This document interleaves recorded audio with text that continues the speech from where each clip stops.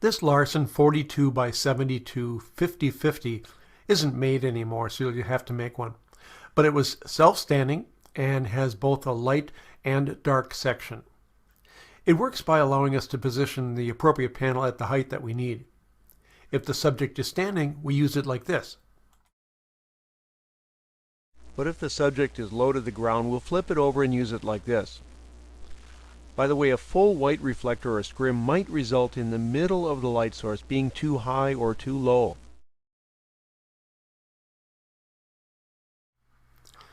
As with most scrims, I usually use the 50-50 in sunlight. Placed on the ground horizontally works great for people on the ground.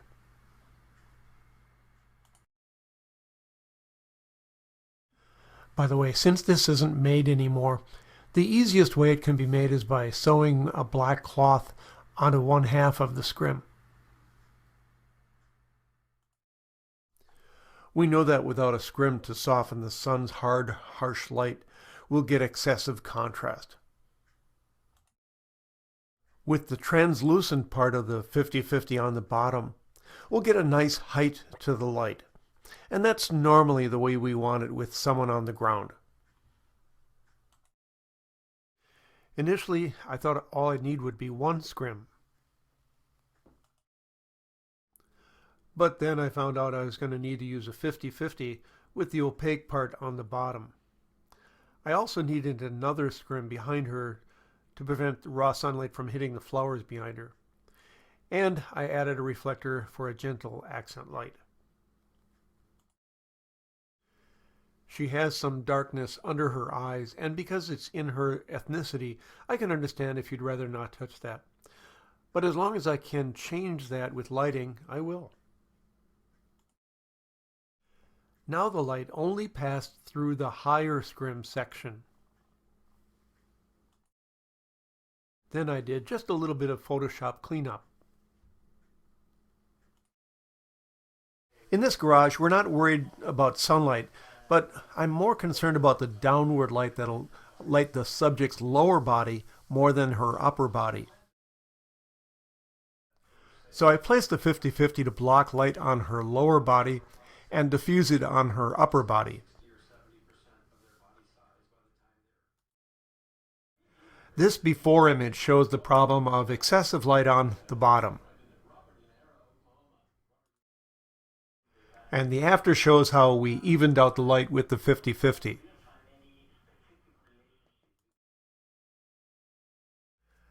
There was light bouncing off of the concrete porch in front of her house and through a window skylight that not only lit the bottom of her, but also lit the subject from an unattractively low angle. And the way I handled that was to use a 50-50 to control that light.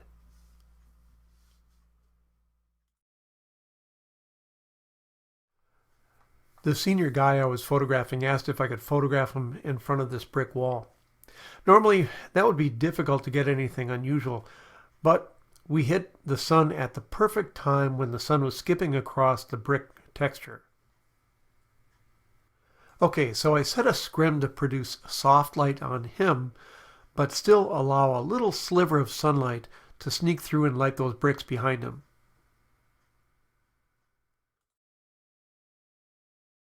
And as you can see, we got this really cool result. I had him turn his head toward the scrim so that his sunglasses would be fully lit.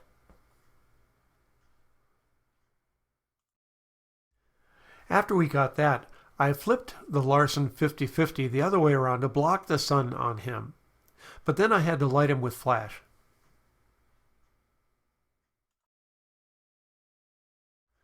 And I used a speed light with a spot grid to just light his face. Klaatu, Barada, Nikto. You say the most charming things. This is something to keep in mind when using a panel that's half translucent and half opaque. Starting with sunlight on this girl that's coming from an extreme and unflattering angle, so a scrim would soften that problem. The white top of the 50-50 diffuses and passes soft, warm light on her upper body. but the opaque bottom panel blocks the sunlight, leaving only blue skylight on her legs. Blue is not a healthy color for people. This pullback shows all the different lighting devices that I'll be using.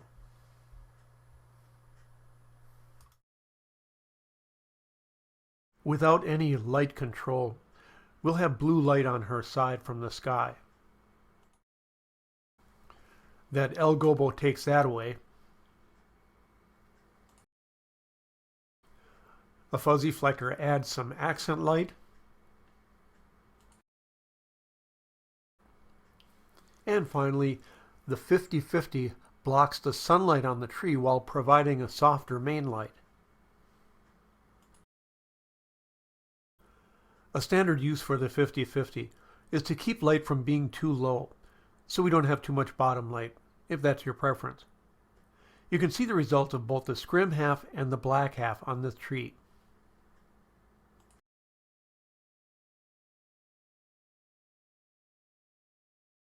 We start our senior sessions late in the day when the sun is starting to get lower.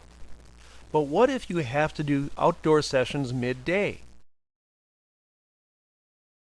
For those of you who must shoot at midday, I'd recommend using an overhead black and white 50-50 scrim to diffuse the hard sunlight into soft light.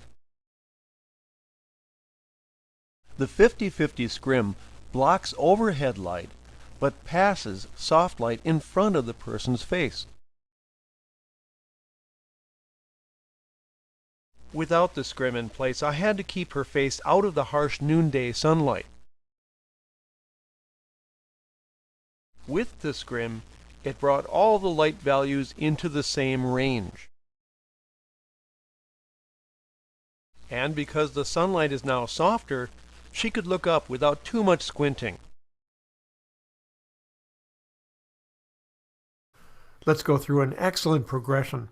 Starting with this hard sunlight image, we know that sunglasses are about the only way to handle that. My next step was to place a scrim over her to soften the sunlight. Although it's more within the range of printable values, and the stones do a nice job of reflecting warm light for fill, the light is too high above her face.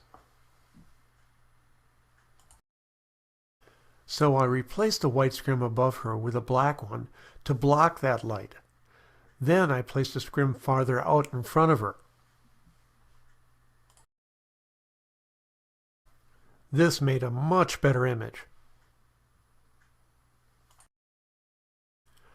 I absolutely love that final after image.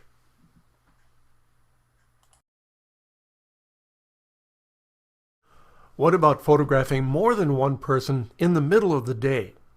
Normally I'd schedule the session in the evening for more than one person, but I wanted to try something different. I chose to place a scrim directly over the people to be photographed and add some main light flash. The result was acceptable and certainly better than letting hard sunlight hit them, but I didn't like the dark eyes. I could have used more flash power, but at the time I didn't see the problem.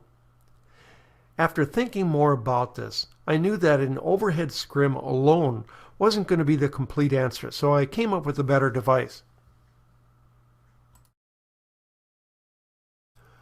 For groups of up to about 4 people, you'll need a large device.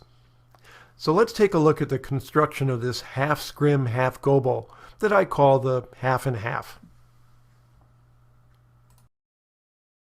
The black and white panels are connected with 2 3/4-inch pipe brackets, and the whole thing is supported by 2 light stands. This should give you enough info to show how it's built, but I have much more detailed information in my fuzzy logic book. I use Manfrotto super clamps to hold the panel to the 2 light stands. C-clips hold the material from sagging or blowing in the wind. While the half and half can be used for groups, it certainly can be used for one person. This before photo shows the dire need for light control. This is the half and half with the scrim in front, along with some added devices for accent light. Plus, I'm using a softbox to light his face from in front. But because the top scrim isn't very far out in front of him, even though I'm using flash, we still don't have the best light into his eyes. So let's reverse the top contraption so that the scrim now acts to diffuse the hair light, and the gobo blocks the top light above his face. Then a softbox becomes the only main light. This results in a much better facial lighting. Here's the comparison between the scrim above his face and the gobo above his face, along with the softbox flash. And before I used any light control, next to the after with all the lighting devices.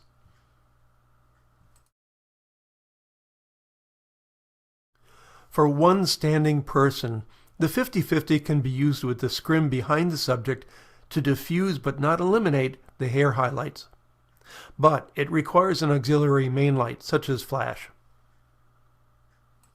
Here's a pullback of the final lighting setup. We'll start with a before image to show the need for some light control. There was no overhead blocker or scrim, and I just added softbox flash. The blown out hair and bright sunlight on her shoulder and arms needs to be controlled. With the scrim section behind her and the black gobo above her, that cuts out the bad light. And now the softbox can do its job without having to overpower any raw sunlight.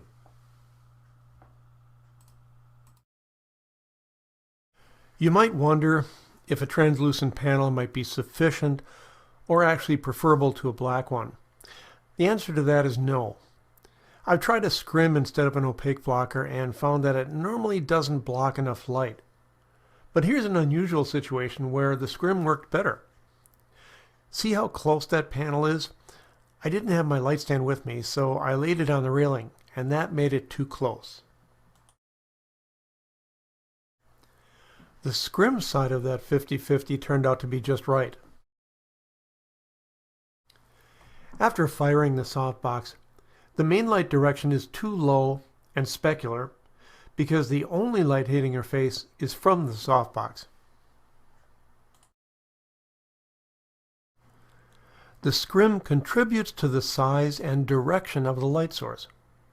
That raises the direction and reduces specularity. Remember, I allow the camera to combine any existing light along with the flash.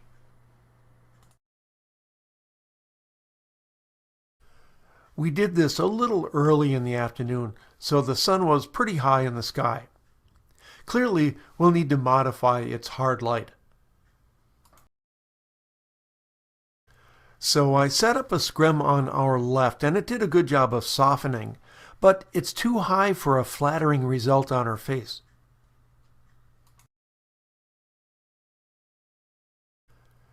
So instead of the translucent scrim, I put a blocker on our left. Then I used the scrim as a white main light reflector on our right. So that reflected light was lower and better for her face. This is the final setup showing the blocker, the reflector, and also some fuzzy flectors for accent lighting. This view from behind her shows the opaque blocker and the white reflector for her face.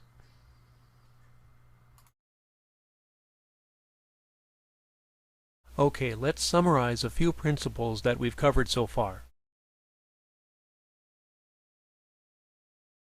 This was done on a sunny summer morning. As we all know, sunlight can be brutal, but there are few sunlight situations that large light modifiers can't handle. This was the final setup for the yearbook photograph for her. It looks like a lot of stuff, I know, but each piece has its purpose.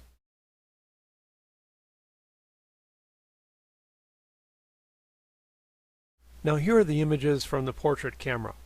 This is obviously a big problem. Without any light control, we have raw sunlight on her face. There's no way any amount of Photoshop or filters can fix this. I had her tilt her head down so that her hair would block the sun, but with blonde hair it's hopelessly blown out, and there's really no light on her face.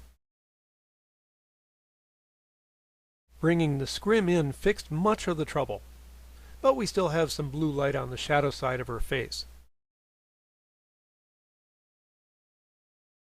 The El Gobo took care of the remaining problems on her face.